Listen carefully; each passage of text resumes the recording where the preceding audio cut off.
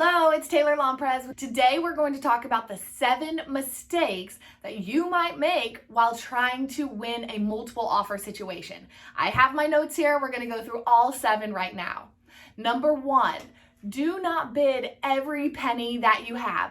Don't forget that you might have to make repairs if you're making that no home inspection contingency. And if you're using a lender, you're still going to have money due at closing.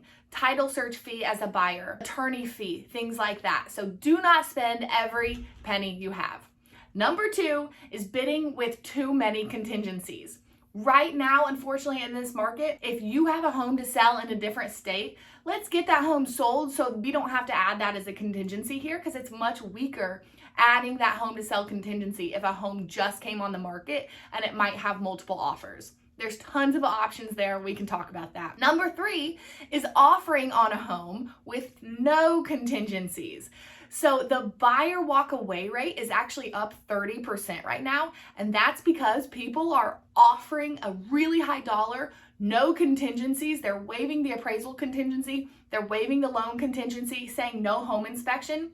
But a lot of times that creates buyer remorse, because once they officially get under contract, the seller chooses their contract. It gets very scary because they've waived everything. Number 4 of the 7 mistakes we make is assuming that you're going to get a second chance. So that seller does not have to come back to us and say, hey, I just want to triple check that home to sell contingency. We can't get that out of there, right? Because if there's 5 offers, they don't care about us, right? They're going to go with those other 4 offers that don't have that contingency.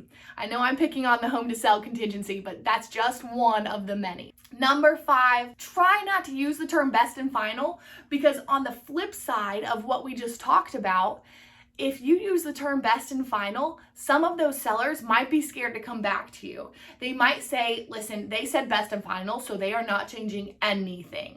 So if you just leave that out of there and you say, here's our offer, that leaves the door open on either side.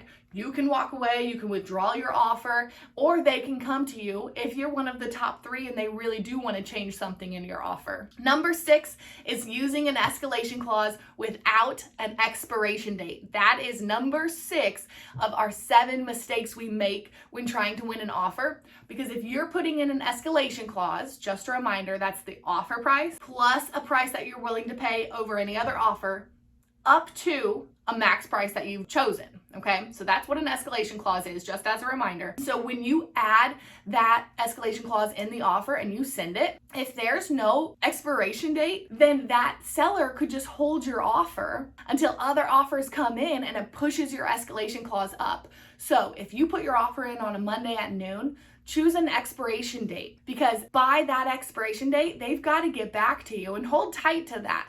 If they do not get back to you, if you can emotionally get through it, withdraw that offer, okay? Otherwise, it's going to push all the way up to your max price anyway, to where you should have just offered that purchase price. Number 7 of mistakes we make when trying to win a multiple offer situation is not knowing the home's true value.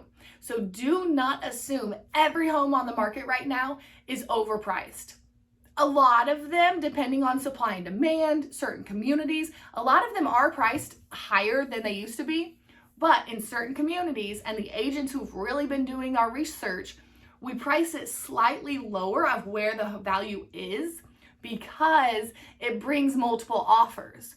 So really make sure between yourself as the client and your agent that's representing you, you pull all the comparables on the market right now so that you send a knowledgeable, educated offer. Good luck on not making those 7 mistakes when trying to win a multiple offer situation.